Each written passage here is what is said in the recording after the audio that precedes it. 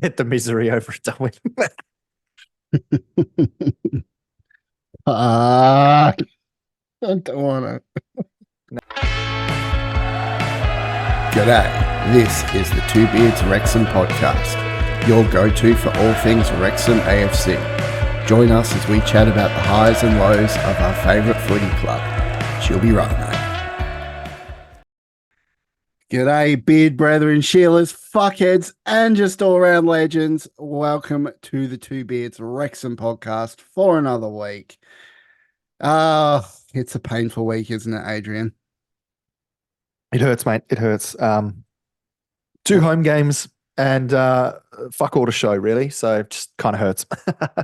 Well, it's fucked. That's what it is. It's fucked. I feel like our fortress has been violated. I feel violated. So, And it's probably the most accurate way to put it is, yeah, definitely feel violated.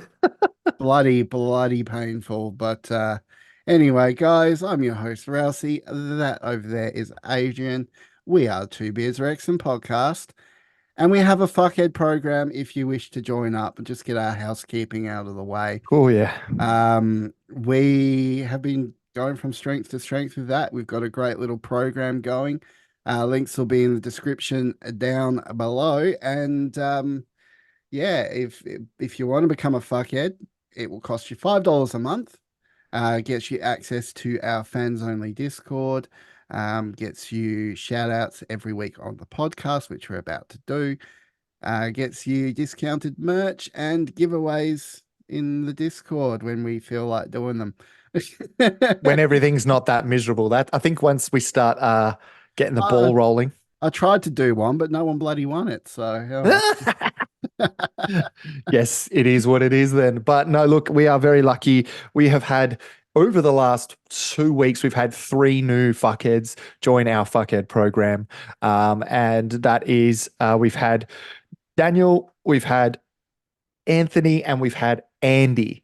We're very lucky to have all 3 of you on board. So really welcome aboard. Most recent is Anthony and Andy in the same week. I think that's the first time we've had 2 in a week. Is that about right? That's right. Yeah. That's amazing. So you've joined the rest of the fuckheads that we have, such as Sarah, John, Jake, Ryan, Chris, Aaron, Will, the other Chris, me. Fucking done. I think I got him. I think I got him. Dude, I was sitting there. I remember messaging you during the week. I'm like, good luck with this one. Yeah. He's like, he goes to me. He goes, what is it? He goes, I wouldn't want to have your job this week. And I didn't know what he meant because I was like, we have the same job. What the fuck are you talking about? And then I'm like, oh, wait. And then I'm like, wait a second. So that's how I did it. I was like, okay, well, maybe if I separate the newbies and then do my normal one as normal, it'll kind of make sure I don't miss out on anyone. I feel like I've missed someone still, but we'll leave that. You said Ryan, didn't you? Yeah. Oh, mate, it's been a great week for us. So we've on that front, yep. And it all goes to helping run this podcast, which is not cheap. No, fucking, if you guys don't know and you've ever made a podcast or you've ever talked to anyone who has a podcast, they'll tell you, there's subscriptions up the arse that are so many. There are so many. So, yeah, we're very thankful to have you guys on board because you guys make us keep running every week. So we appreciate it. All right. Well, let's just rip the fucking Band-Aid off. Let's get into it. Sure. Let's review the last 2 games and preview Grimsby, hey? So up next, let's do it. I don't want to. Woo! He did the woo still. I didn't think he was going to do it.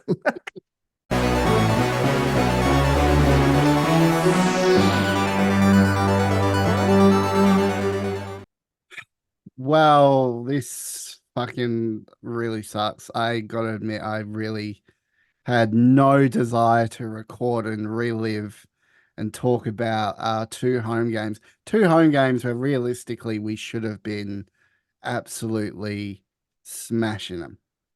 On paper, bottom of the league, or mid, or just off the bottom of the league.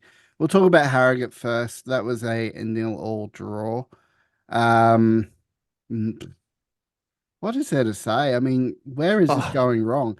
This look, is our fortress, this is something where we got the best home record in the whole entire league, of all leagues, and yet we've just gone out and we've scored one goal off two games at home mm. and got a loss and a draw. Like, what the fuck? We've got no goals, mate. Oh, It no was goals. nil Sorry, all, I'm nil thinking the all, other way. 0-1. Yeah, no, Oh, you're right, mate. Look, Harrogate is one of those weird ones, and we said in the pod that one of these games would be a banana peel. It could be, the one where you think it's going to happen and we get a draw. So when Harrogate rolled around, there was a bit of chatter in our Discord around the fuckheads where we were saying, look, we should have done better, but we'll come back firing against Tranmere. And obviously we know what happens next. But in terms of the game itself, I did want to talk to you about, I guess, two facts. One fact being, obviously no goals from 16 shots on goal, only 4 of them on target. Harrogate had 3 shots and none on target. So I'm a little bit frustrated with that game in particular because that does not scream a game that should have been a draw. We should have walked away with something there. The amount of chances we had, Harrogate were playing for a draw. That's the way I look at it. I said it during the game. I said they're playing for a draw. They're just parking the bus. And that's what it felt like because they only had 3 shots, but we had 16 versus 3, still nil all. That's a point gained for them and a 2 points lost for us. What are your thoughts on, I guess, the firing when we have a game a couple of weeks ago where we win 4-0, but then we come up against probably lesser opposition and we pull up that. What are your thoughts? well, it's like you said, these teams park in the bus, right? And there's a little thing that I noticed. I did have to go back and I rewatched both of the games and got a couple of little notes here and there. And one thing that stood out quite blaringly to me, and this may be, I don't know what the fuck is going on, but Mm, both of those games, when we've got the same strategy of entering the box, right? yeah. But our opposition, there was probably about 6 or 7 occasions in the first game and almost as many in the second. There were 2 of our strikers. We had Ollie Palmer and Paul Mullen in the box, and against 4 to 5 defenders in front of the goal. Now, it doesn't take a genius to figure out law of percentages there. You're trying to kick to 2 strikers that are taking on 5 defenders in front of the goal. Hmm. That is 9 out of 10 times more than not going to end up in the ball coming back out or being saved or blocked and whatnot. And we talk about all the blocking that happened with both teams. Um, it was purely for that reason. We didn't have bodies in the box. We were surrounding the box. We were sitting on the edges and the fringes trying to get the rebound ball and go back in. And we were penning him in the whole time doing that. But whenever it came to kicking the ball in front of the box, we were kicking to 2 strikers or 2 people in the box against 4 or 5 defenders. You're never going to score that way. No. I just don't like and not to mention all the missed kicks and the kicks that go too long over the top. And then the boys, they start going to the far post and then they start getting kicked to the near post instead. And it's just fucking shambles, man. And Mm. I was It was frustrating. it was frustrating to watch. It was painful to watch. It's painful to witness because I love this team with all my heart. And to see that happen, it's you just like, boys, just get in there. Man Yeah, and up. it Man also up. seemed it also seemed like you made a very good point. We know how good the Mullen Palmer dynamic is. Technically, it's not a loss. We know that, and they haven't lost. We haven't lost with them, in the front 2 this season. But it is that formation. Like when people are putting that many defenders in the box, we need to be adapting. And I didn't see that. There were no changes that felt well. There were changes, but they didn't feel like full on attacking mindset. We're almost worried about the counter attack it's almost like we went, oh, as the game kind of went on, the shots became less and less because we were more worried about taking a risk and then the ball coming straight back the other way and then possibly scoring and stealing the 3 points, that I we can see didn't take why. those advantages. I can see why, because both Harrogate and Tranmere are counter-attacking teams, and most of the goals they tend to score on the counter. Mm, So I can see why that we would probably set up that way, but it still doesn't negate the fact that you've got two people in front of the goal against four or five defenders. You know, agreed. it's No, a fuck. it doesn't excuse it. And I don't know that, like, we talk, I think you made a very good call. And I know we're kind of lumping two games together, but it's kind of hard not to lump them together when they're in such a short space of time. They're both at home and they're both not taking advantage. You made a point during the week, which was um, we need to be doing better, but it feels like that was more of a coaching loss. And I know we're not losing our heads here. I know that a lot of people might take that as you want Parky out. No, no, no, we're Well, not. We're not Tranmere saying that. definitely was. Tranmere was Yeah, definitely a coaching loss. yeah, but I'm Oh, not saying that we want him out though. Do you know what I mean? We're saying that, but we're saying, hey, he needs to kind of step up and say, right, that was on me. I should have made some adjustments. I didn't start Palmer. I didn't do this, in that Tranmere game. But I also feel like it was also pretty much in Harrogate game as well. If you go again, I know we can't look at stats because you could look at the stats till the cows come home. But honestly, 16 shots, only four of them on target, and then having only three shots against us, all off target. So not threatening a conquo really. mm, Why are we not? Why are we not addressing that more than the Tranmere one? Because the Tranmere one, we lost. I know, but the adjustment there should have been a lot more. Tranmere are on a bit of a run. Like, we know they've beaten teams. I'm pretty sure they beat Mansfield, they've Stockport. beaten They've every beaten the big single teams. team at the top of the ladder. Exactly. So, like, they deserve that. Harrogate, on the other hand, are one of the only teams on both fixtures who've kind of kept us to nothing. It was a draw the first time we played them, and it was a draw now at home.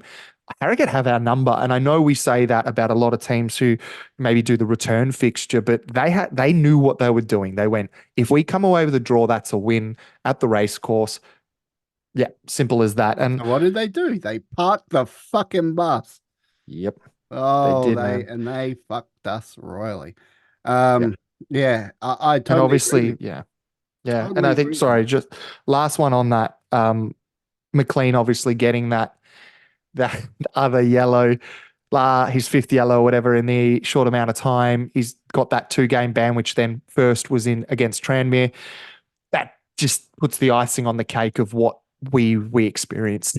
We experienced Mhm. and like just a game where it didn't matter what happened. We were walking away with only a point and losing one of probably our best player in the last 10 games. And our captain, he's been our captain. Let's not shy away from that. Yes, Young has come on and taken that band off him, but 99% of the time it's McLean out there shouting and running those orders as well. So losing him was a big factor against Tranmere, which I know we'll cover in just a moment. Any other thoughts on Harrogate that you kind of pulled from that game? Yeah, they're a bunch of cunts. Yeah, I mean, No, you could, yeah, yeah, no, it's a no, good no. call. It's a good call. They're yeah, they had no strategy other than to come to the race course and park the bus. The Yeah. fact that we had so much of the possession, um, literally all they were doing is sitting deep, sitting Mm. deep, and it just had the feel that it wasn't going to be our day. And to round it off with Paul Mullen in the dying seconds of the game, when is Paul Mullen ever missing a shot like that? Like, he had clear avenue, front of goal, running onto it, and he skied it. He's like you never, like, even last season, and you look at his form last season. Yes, granted it was National League, but he's scoring those every day of the week. Yep.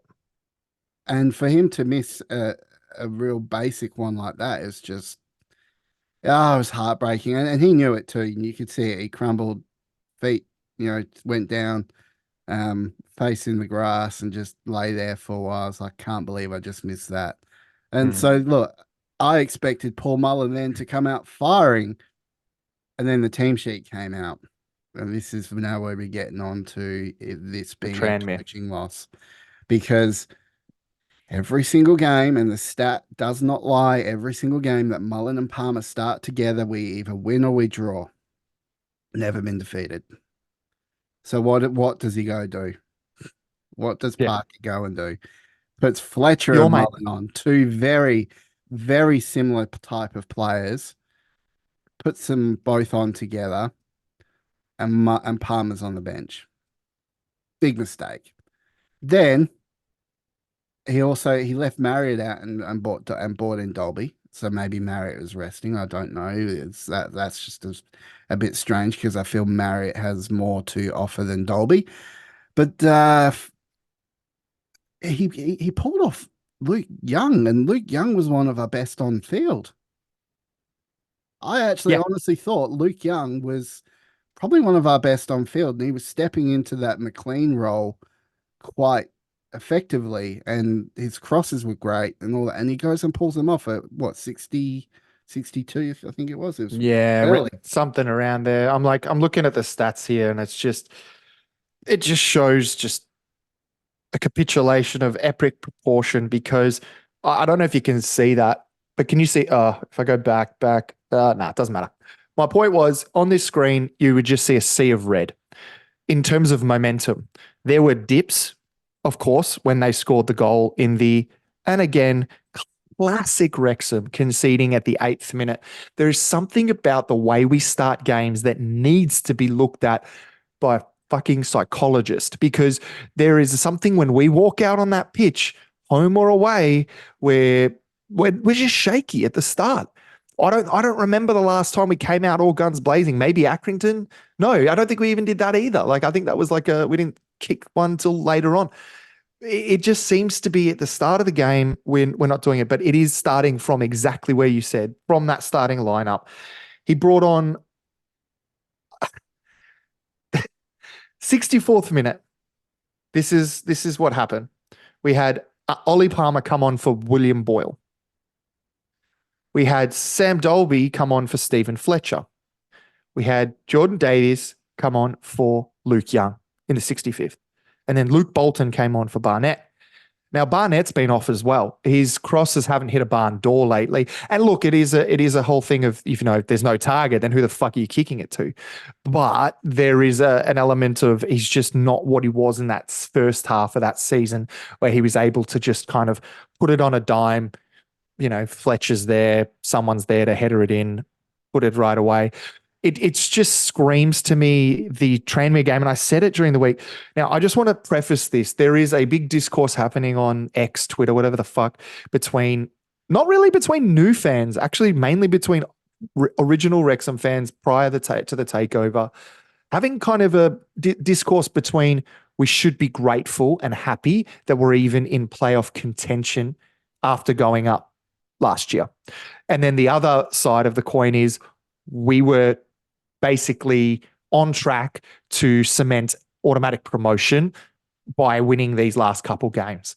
And a couple of the ones we've dropped during the year as well, a la Accrington away, Newport away, every away game we've dropped, we should have won. That, there's that discourse.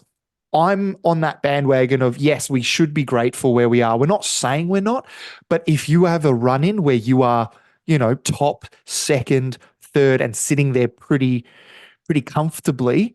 Yes, with people moving up and down, but we're kind of all Wrexham were in the second half of the season, even though our form was up and down, we were the Mr. Consistent. We were in that third, second, first spot, just, moving around dependent on result. Now we're running into possibly MK Dons are equal points to us. Yes, they've got a game in hand. We've got a game in hand ahead of them. And then we've got Crew as well, who are only 3 points behind that. It starts to scream to me that we win those two games. Not only do I think we go top, we would be sitting pretty and not having to stress about these games between MK Dons and Crew. Well, now MK Dons, the two losses that we've gotten against them hurts. And now we think about also, okay, well, we've got Crew coming up. That's a huge game. That wasn't a huge game before. Now it's even, if it wasn't a huge game before, it's bigger now. We've got all these teams who are lining up against us, all fighting for their life, and we're going out there not showing that fight that we're used to. So forgive me if we're sounding ungrateful. We're not. We love this club. We'll follow them even if we not get knocked out in the first week of playoffs. We don't give a shit. We love this club. But they have set their own standard. We have spent the money for this standard, and it would be a complete waste of that money and that faith put in by the owners, the club, the volunteers, as well as the players themselves, would be all let down if not going up at least through automatic promotion, purely on the fact that you put all that work in to get there, and all of a sudden it's going to slip away, and it starts to possibly cause the old effect that Wrexham had when we were stuck in the National League, which is we're so close, but not close enough. And I think that's where the frustration comes in. I've gone on a rant here, mate, but what is your thoughts on that kind of discourse that's been happening? Do you think we should be happy where we are? Should we be grateful, or should we be asking more of one of the most expensive lineups in league? I kind of look at it from, there's two different ways of looking at this, right? First of them being is that we're just starting to stress because everyone wants that automatic promotion. Every loss is going to feel more. Every draw that we do, every point dropped, whether it be a draw or a loss, feels like it's going to be something more than what it actually is, right? Yeah. But you got teams like Stockport who have, in the last 5, they've got 4 draws and 1 win. So they're stumbling a little bit. All these other teams, these results can go against us or go for us. Yeah, but the fact is that we are in a good position. We are still third. We still have a game in hand over MK Dons. We can, there's a couple of games coming up where we can probably take advantage and pull off a win.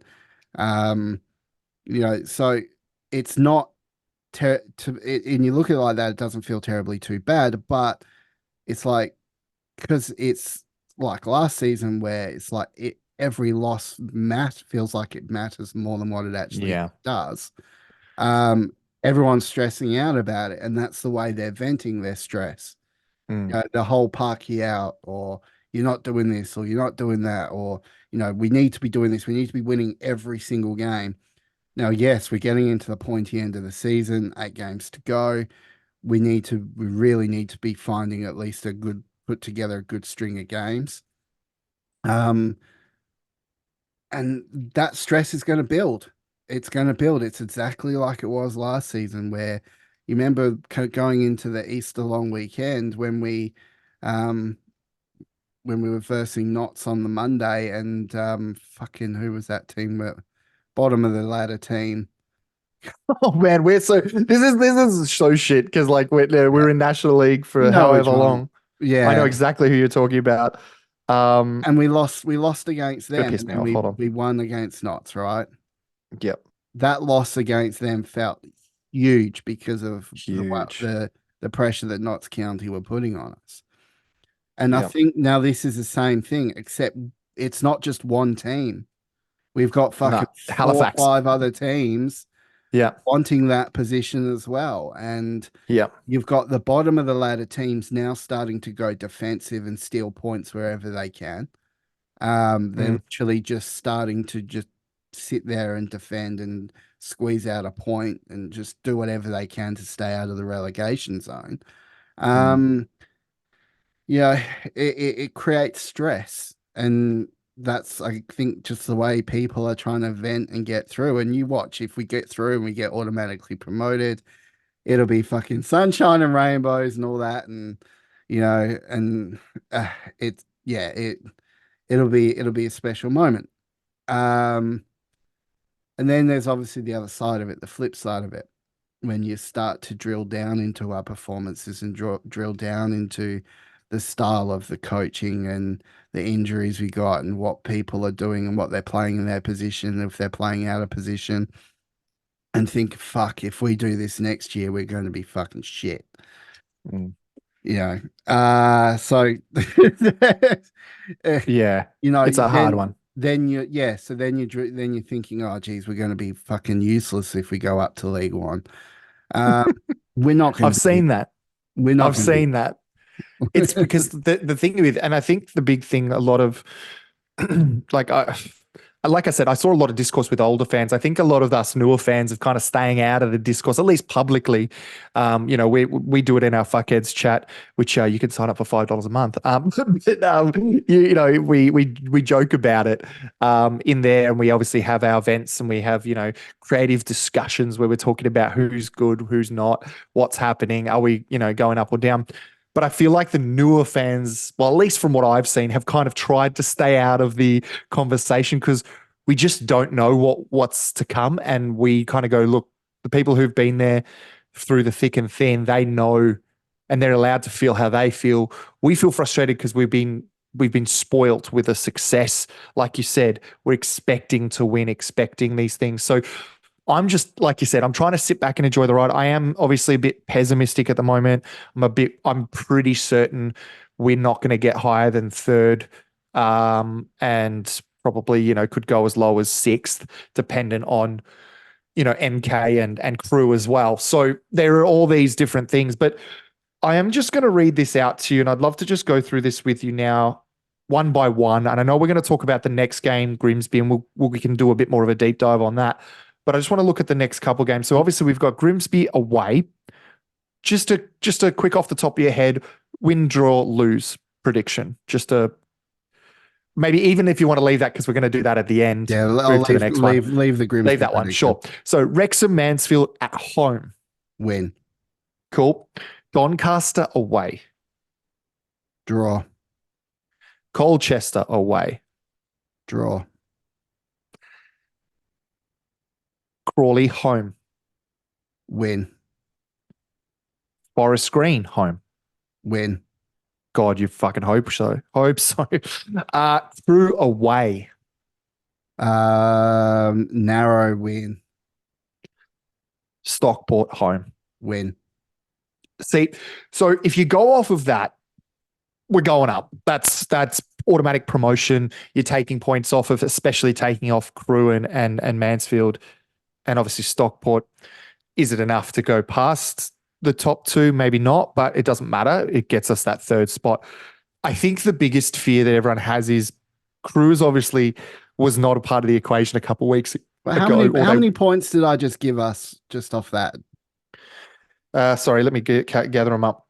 So take out Grimsby, So right? Because we're going to predict that shortly. Yep. So you got 3, 5, 8, 11. Did you say Crewe away loss or win? You said narrow win, didn't you? Narrow win. Yeah, sure. So it was 11 plus 3, 14. And then Stockport win, that's 17 points. 17 points is fucking massive. Yeah, when you put it that way, that's huge. I mean, that's obviously an ideal situation, accounting, you know, a few hiccups here and there against these teams that are going very defensive at this stage of the season and just, you know, sitting off. Is it weird? That I'm not worried about the big teams? I'm not worried about Mansfield. I'm not worried about Stockport. I'm possibly not even worried about Crewe. I'm worried about the games away at Doncaster, away at Colchester, and away at Grimsby. I'm worried about these games that usually on paper we should be winning and winning very comfortably. Well, but in the past, we've been dropping them. Given what I've just said with that points tally, if we do pull off those, right, that's 84 points. Yeah. So that is right where you need to be for top three. Every single season, dating back for as long as I can remember in League Two, top three are 80 points and above. Yeah. So that's what I think will need to happen. And where that puts us in the ladder, God knows. I mean, look, I said this, and I've said this to you during the week. I'm not taking back to back off the table just yet. Yeah. I've said back to back from the very start of the season, and until it is physically no longer possible, then I'll fall on my sword and be like, ah, shit, I fucked up. But I'm still gonna hold on to And hope. it's possible. And it's still possible, yes. 100%. It's still So, possible. And I think like me, I played it pretty safe. Like my guess, and it's weird saying safe is automatic promotion. You know what I mean? Like it's such a. I said it since the start. We're finishing second or third. We're going to get an automatic promotion slot. So I was pretty lucky. I've essentially chosen two slots. So we can't really go. Oh, Adrian got it right because he got two or three. Well, that's two. That's one more spot than what Rousey was guessing. mm, So there is that. You got to put that into factoring. But I think the bigger thing as well is we didn't expect MK to make a rise because they were having such a shit start to the season. To be honest, like a lot of the teams that are up there now, Stockport had a shocking start. We had a shocking start. And then there's teams who had flyers like, Knots, who unfortunately are staring down the barrel of probably being safe. I would say just though. I would say just. Sorry, my camera there. But yeah, so look, it is not all doom and gloom. I've taken a different approach. It's hard. Me and Rousey talk like the morning after the game, and it can be quite depressing. And for the first time ever, I've had usually Rousey's like there to pick me up and go, it's not that bad, mate. Think of this. Look at this person. They did no, I was well. like, shit's fucked. He was as miserable as I was, and I was like, fuck. But I kind of liked it, not in a bad way, but in the sense that it's nice to know that your thoughts are valid. Because you could feel like sometimes when you're depressed about a loss and it's ruined your whole weekend, that, geez, maybe I'm taking this a bit too hard. And then you've got someone else like Rousey feeling it too. You're like, all right, maybe it is appropriate to feel the way we feel right now. And especially for, I think, and I don't want to say we have any right over anyone else, but when we wake up, when we stay up, my games kick off at 1:30 in the morning and the games finish at 3:30 in the morning and we lose. It is like the worst feeling because then the next day I'm already tired and grumpy. I'm fucking miserable. My wife's like, how was the game last night? I'll be like, we fucking suck. Don't talk about it. And then throw my coffee across the room, Like it's a whole thing. So it's just so to know that we're all kind of feeling it, it is kind of a unity. What is it? Sadness. What is it? Sadness is in numbers. It's Yeah. depression kind of comes together. So win, lose or draw. I think it's nice that we've got our the Reds all together. It's one of those cry when you wank type situations. Dude, I feel like whatever I do after that game, like I tried, like it's just nothing was going to fix it. You're making love to your missus and you're like, I just can't do this. I just fucking Paul Mullen. Why? Why did you miss this? Why did you Where's miss my that early goal? league on? My boy, what have they done to my boy?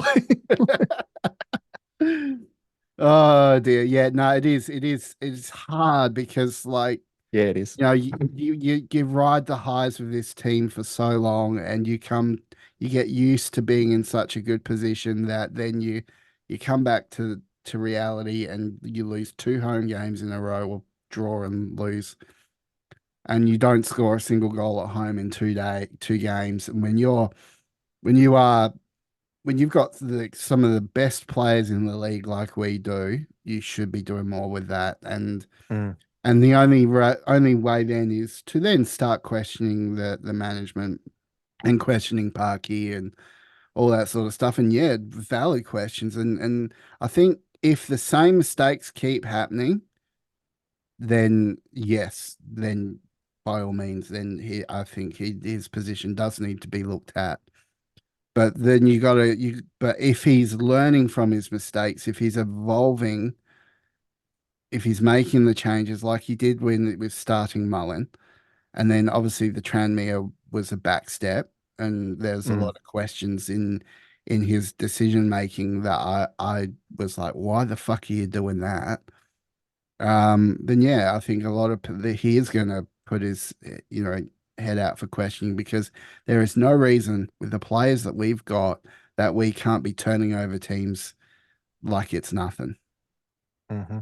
I Yeah. completely agree. And I think the biggest thing out of everything we've talked about is it's the reason we're frustrated is because we know we can do better. It's not a thing of, Mm. oh, we're just not good enough. It's not we're almost there. We're almost a top League Two side. No, fuck that. We are a top League Two side. We're probably, close to a playoff side in League One in terms of the players that we've got right now. And if we were to go up and everyone goes, oh, well, we'll get spanked in League One. So the fuck what? At least we went up. Mm. I'd rather go up now and maybe sit middle table and accept that than possibly create another discourse that we're going to get stuck in another league or I can go back down again, which could you imagine that if we ever went back down to the National League? It doesn't seem feasible, right? We can't even put that in the table. But let's just say that did happen. That's when we need to worry. I don't care when people say, oh, I'd rather lose playoffs and stay another year. Fuck that. You get more money. The players get to play another year at a higher level, and we get to see who stays with us. For example, I did want to bring up, and I've actually taken a screenshot of it. One of, I want to say his name's Craig on Twitter. If you're listening, mate, thanks for the great photo of all the contracts that have expired. We're going to talk about people that were in National League who were dominant. Dolby, for example, he was dominant in that league. And all of a sudden, not good enough for League Two. We're going to start to have to look about possibly moving him on, right? We're going to, or possibly, if he's happy staying on the bench or staying, in the reserves. So I've got this here. I just wanted to read out some, and again, same idea, doesn't have to be quicker in depth. Here's some players that are at the end of June 30 are out of contract. And I'm going to start with one that's going to hurt me more than it's going to hurt you. Aaron Hayden, out of contract. Gone. Ben Tozer, out of contract. Possibly a 1-year extension. I think if we stay down, these players stay. If we go up, they're gone. That's just my opinion. Luke Young, we've talked about this on and off all year. Oh. He is playing well, but is he League One well if we go up? I think maybe possibly a 1 year. This one seems like the fucking easiest one out of the lot. Callum McFadzean. Gone. See you, mate. I love him. Don't worry. I think he's really good. And I hope I'm wrong. Like I was with Cannon. I was like, Cannon's bloody reckless. And now he's like, my God. Like, I love that kid. Here's one. Jordan Tunnicliffe. Gone. Really? You think he's gone? Yeah. We've got Max Clareworth, right? Like we've got Boyle. We've got a back half. I think we keep one. I think because they both play centre back. So Ben Tozer and Tunnicliffe are both centre back. I say we keep one. We'll probably keep Tozer for the long throw option, if anything. But yeah, don't just can you imagine imagine that we talked about that to any other league, any other team, and they said, why'd you keep that player over that one? He could throw the ball pretty far. Like name another team that has a player who's like that. Yeah. Okay. This is a difficult one because we don't know what Okonkwo is going to be doing. Mark Howard, Chomp. I think he stays. I agree For another because the next person on the list I think is going. Chomp is the reason why I say that. Chomp is 38. He's my age, so he'll be 39 this year, or almost. You're going into his 40s, So I just think that Chomp will probably stay on under a year just to help the youngsters grow. I think maybe Chomp's accepted that's his role. He ain't going to get a job at any other club, I don't think, unless he I don't think he wants to. He drops down. But I don't just think he wants to. I think he stays on for another year. He helps Okonkwo grow. He helps our youngsters, McNichols grow and all that. And I just think he'll probably stay on for another year and then be a backup in case we really, really need him. Yeah. No, I like that. I think that's and it just seems like, I saw someone say that Okonkwo's gone. Like someone was like, you know what, if he's not made a decision now, or there's nothing, there's no murmurs, nothing right now, considering, the position that we're in. And he's, pretty much, well, he's starting every week, right?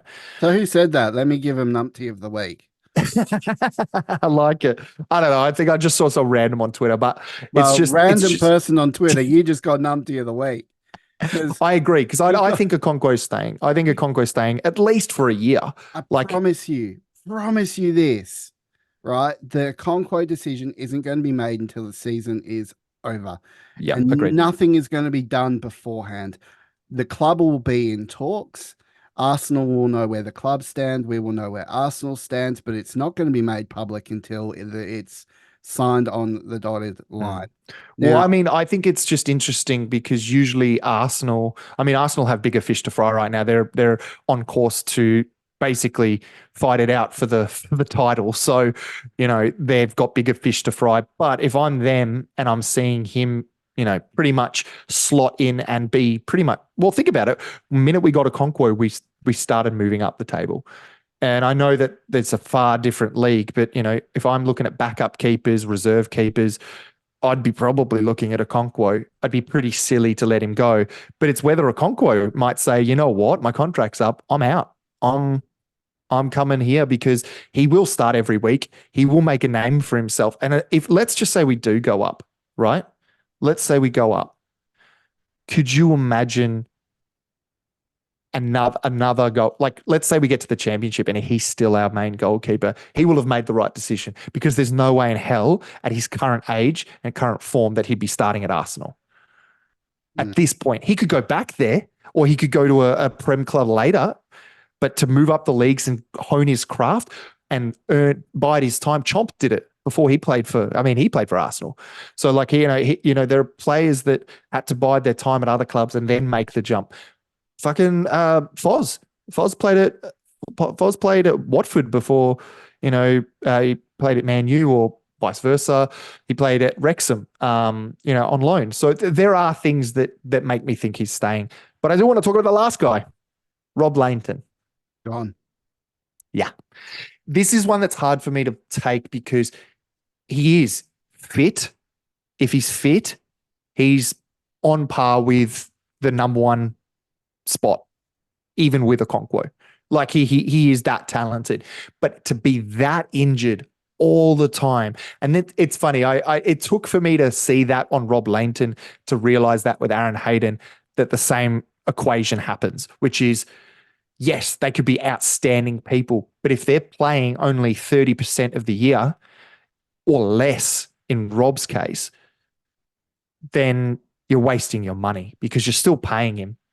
You're still paying top dollar. He would have been on big dollars too, because he would have been assuming he would be the number one slot when Foz inevitably retired. Well, he retired, Chomp came in, and then we got a Conquo. So, he was injured anyways, but any hope of him getting back in that side is just gone. And then when we got McNicholas, that should have just been the nail in the coffin for him. So Rob's probably gone. It's sad, because he's been such a clubman, in the sense that he does anything for Wrexham. So same with him and Luke Young and Tozer and Hayden to an extent. Look, anyone on that list really has put that in. But I'm with you. I think Chomp sticks around for another year. I think Rob, probably dependent on Okonkwo, and we're assuming Okonkwo's staying, or at least for a short amount of time, then Rob's gone. So that kind of seals that one up. But I know you want to talk about it, because let's move on. Let's fucking forget about the past. Let's fuck that off. We're going to play Grimsby, who we flogged in one of our best games of the season down at home. Now we got the away fixture. Do you want to talk about it? He's like, I can't do it, man. I can't do it. I can't get my hopes up. I can't do it. Well, had you asked me a couple of weeks ago when we were starting to find some resemblance of form again, I would have been more confident. I've been tossing up with this game whether to call it as a loss or as a draw or as a win. I've been leaning more towards another loss. Yeah. I mean, if we go and we show up and we are reeling from 2 home defeats, and we just fucking stick it to them, I'll be more than happy. Um, It's just whether I that's just, possible. and it depends what Parky chooses as well, and whether he learns from his mistakes. Um, Grimsby's also fighting for their life at the moment. They're sitting in 21st position with a and those are the game. most dangerous teams to come up against. Exactly. Well, we've got three of them. We've got Grimsby, Colchester, and Forest Green, which everyone would say, "Oh, that's easy. You'll flog them. It's easy. No worries." I say those three are banana skin games. We could slip on those three. Grimsby, especially the history there as well. Like it's like when we came up against Tranmere, there's a history there. Um, I don't want to tell you this. No, I will tell you this stat. I think I read somewhere we haven't beaten Tranmere at home since 1986. Yeah, but then we go to Tranmere, and our record against them at Tranmere is ridiculously good. So Yeah, it's like it's a flip. So yeah. look, I But mean, with we can, Grimsby, it's a bit different. yeah, with Grimsby is an interesting one. If I'm gonna go for a prediction on this one, geez, how do you call this one? It's so difficult. I think I'm going to call a loss. I'm gonna Wow, that's the go. first time you've done it all season. I think we're gonna lose. I think. Geez, do I want to call a loss or do I want to call a draw? I don't know. I Well, mean, you convinced me because I haven't called a loss this season. I don't think. No, I've always called like a draw if I think we're going to lose, purely because I'm still trying to remain somewhat optimistic. But I just knew if I mm, ever called a loss, especially when we were in that form, it just was going to bite me I'll in the ass. put But it in this way, saying that, like it I is think possible. if they score early on us or it goes 1-0 and they score first, We're not coming they're back from just that. going to park the bus and do Yep. exactly what Tranmere and Harrogate have done Yep. and just sit there and wait. Now, they're a different style of team, but they've got a really good manager at the helm now.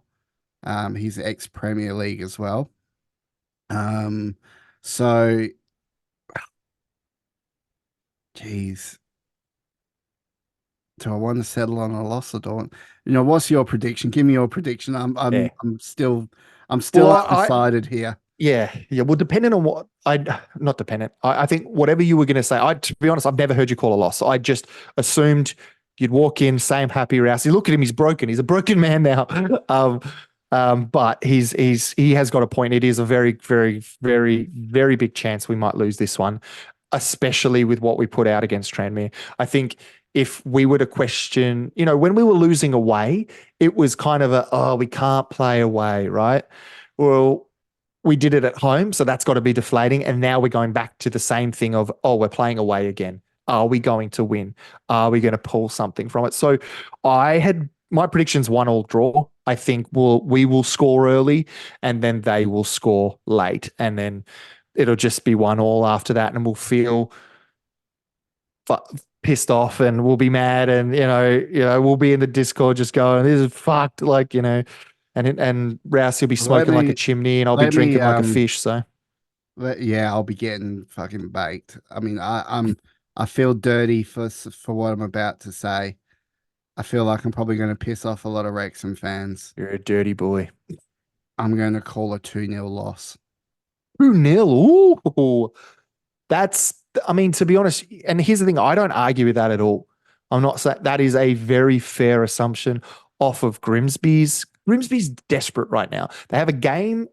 They've played an extra game than the guys below them. So even though they're 5 points ahead, sorry, my maths is shit. 6 points ahead of Colchester. They would be thinking that's Yeah. probably 3 points ahead, and they don't want to be anywhere fucking close to dropping near Forest Green, who's also on 33 points. Colchester's on 33 points. Grimsby's on 39 with a game they've played extra, and they're playing at home.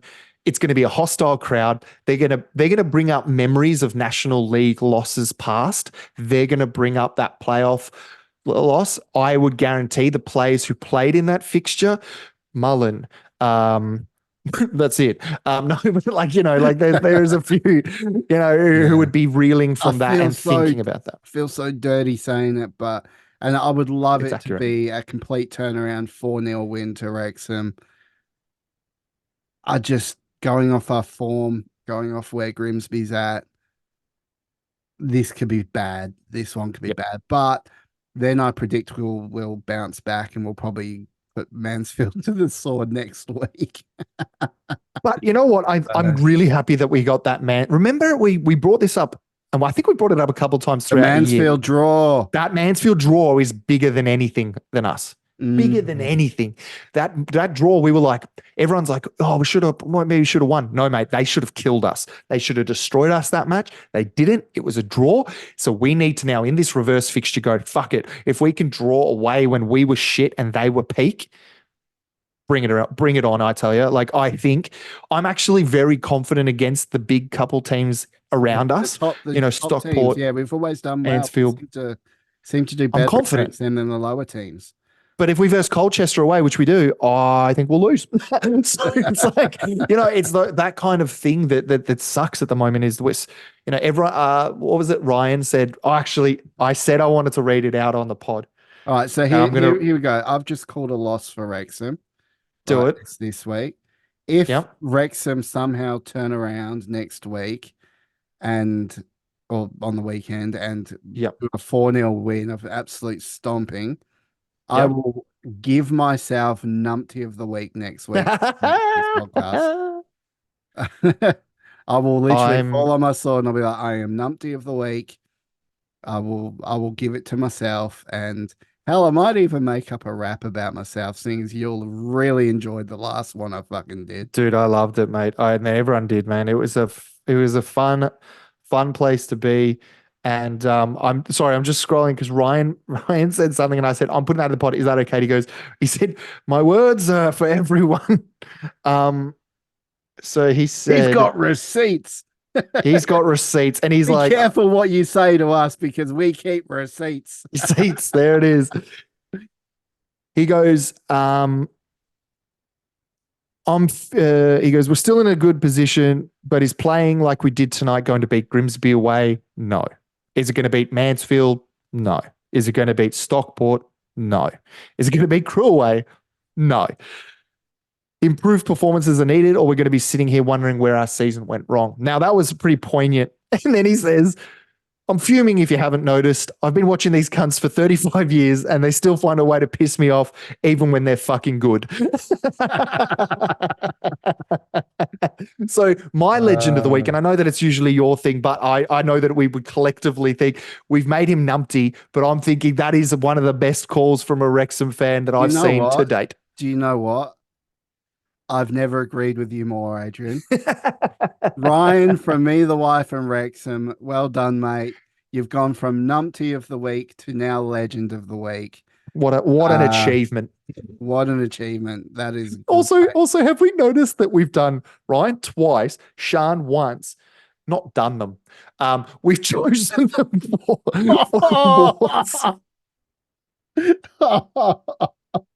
I walked into it. And I think that's the week we're having. Just the tip. Anyways. But like what? We've had numpty of the week for how many weeks? I reckon 50% of them have been me, the wife, and Wrexham on either side of the barometer. Like this. It's like, what are we doing here? But you know what? I like this because you and I, when we chat, we cheer each other up because we walked into this going, yeah, right, let's just get it over with. Or rip the Band-Aid off, just fucking hit record. And then we have this, where we have people who have actually lived through much worse than what we've lived through, saying very poignant things, using cunt very poignantly. Like, I'm very proud of Ryan for that. That's a very really Aussie good one, yeah. Very Aussie. So very, very Aussie. Well, look, we've had our depressing stage. Let's wrap up this podcast right after this. I've got some insights for you. Let's go. Woo!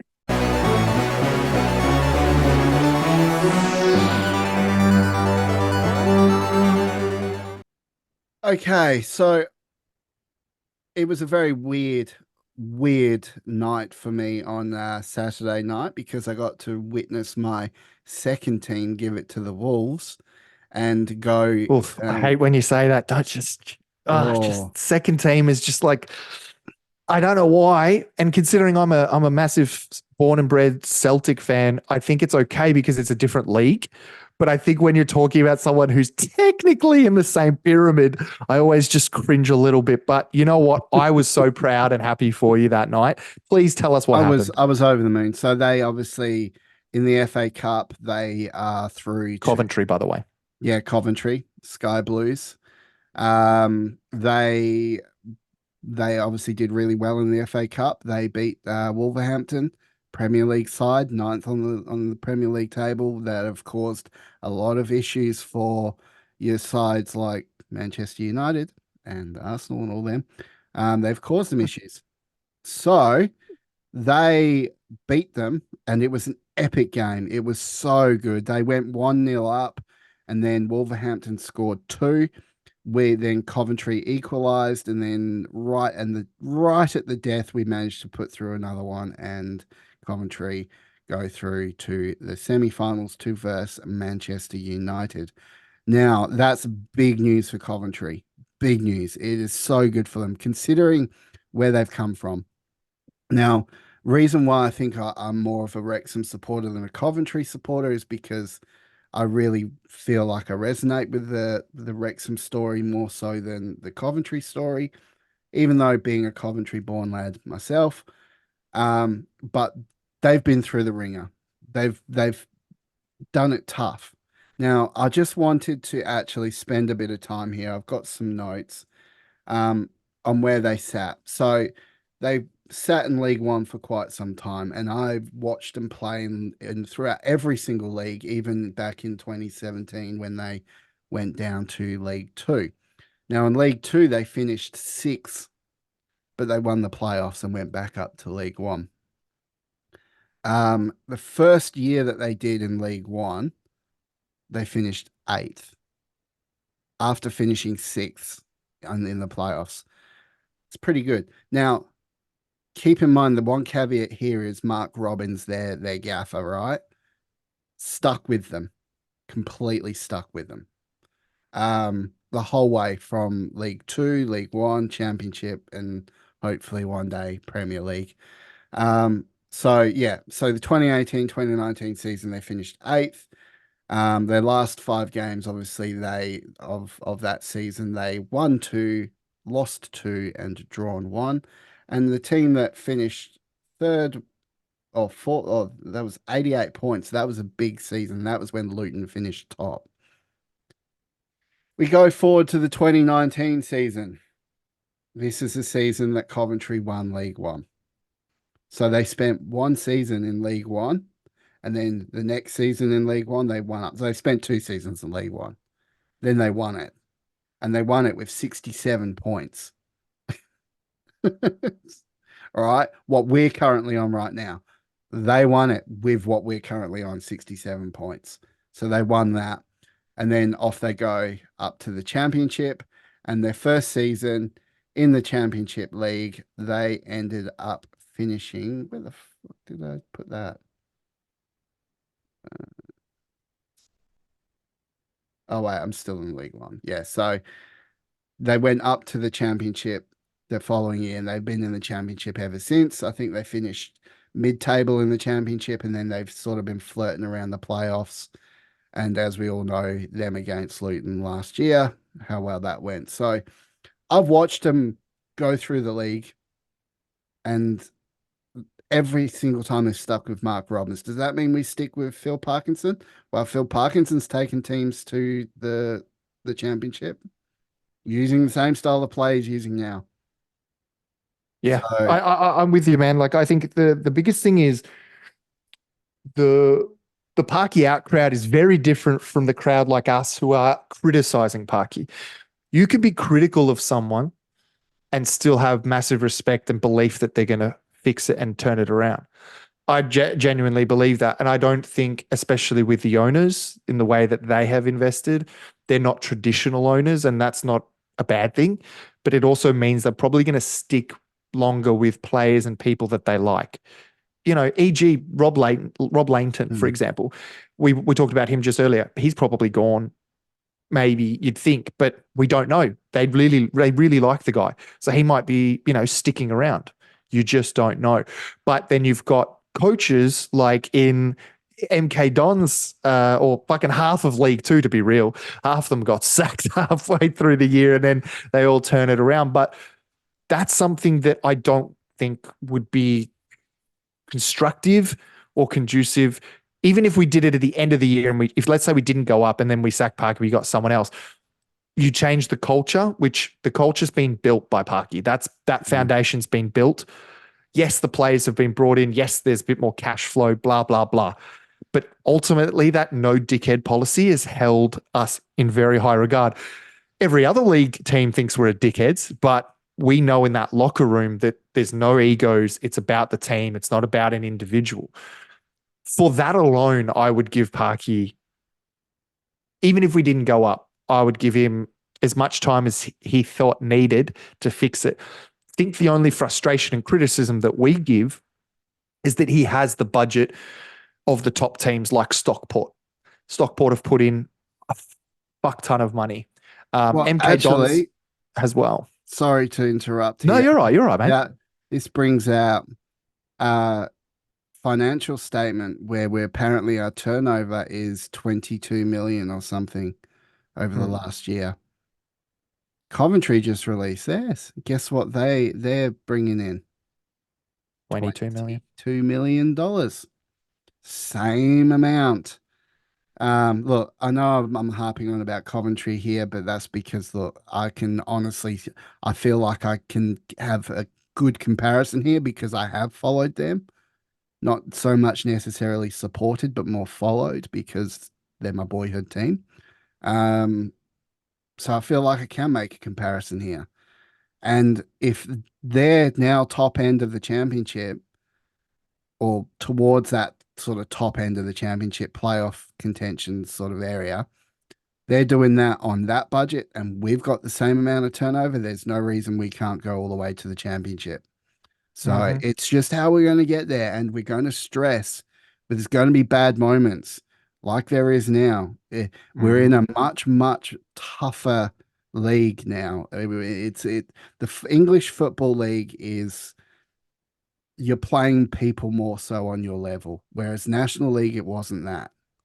You had maybe a couple teams that were big and that were on your level, but Football League, you've got people that are better than others in their position, and it just evens out, and it's a tough. Exactly. And this season more so than not, because Wrexham are a big scalp. Wrexham are spending a lot of money, so these other teams have been doing exactly the same thing to do that. So, look, I just hope we don't bottle it now. I hope we finish it off. I hope we do all right. But I do want to show you something. So be it. I'll still support them whether they're in League Two, of course, or League One. Doesn't matter. And I think that the best part about what we've got with Wrexham, like you said, it's not anyone who thinks, well, I'm just going to support them while they're winning. You're going to live a fucking miserable life because you're going to be jumping from club to club to club. So I'm making a comparison here from my, I guess, boyhood team in the sense that, so in the Scottish Premier League is Celtic, and everyone knows it's a two-leg race. It's a two-horse race, sorry. It's Celtic and Rangers. That's it. There's fucking no one else competing. Aberdeen, Hearts, fucking Hibs, all of these teams not competing. That's a very similar ticket to the National League in the sense that, yeah, okay, it's probably got more money, more better players, things like that. But in terms of the way that the end of year turns out, the difference is there's nowhere to go. So instead of Celtic and Rangers going up to another league, that is the highest league. So it's done. They stay and they just keep dominating. That's what happens in the Premier League. We see Man City, for example, dominating. We see teams like, the top six, they call them, fucking all these people winning trophies. No one really outside that top six has got a chance. The difference between all of that is the EFL is magical in that regard. Because there is that movement, because there is the best teams going up and the worst teams going down, we do get to experience different teams at different levels at different times on their journey. If we were to come up against Luton now, we would get spanked. But we played Luton a couple of years back, and we were on par with them. We were just at a different stage of our journey. Wrexham, we don't know where it's going to go. I think we can hit the championship, and the sky's the limit. But I would not put it past us sitting in League One for the next 5 years. Do you know what I mean? It's not, and it's not a bad thing. It's not a bad thing. And I hear people saying all the time, "Oh, we go up to League One next year, playing the way we're going to get spanked in League One." But let me just put it this way: it's too early to say that. You don't know what we're going to do in the transfer window, in the off season. The good teams have gone as well, by the way. So the teams that got promoted are gone. Yep, and you don't know what that league is going to look like that year. There may be some clubs struggling.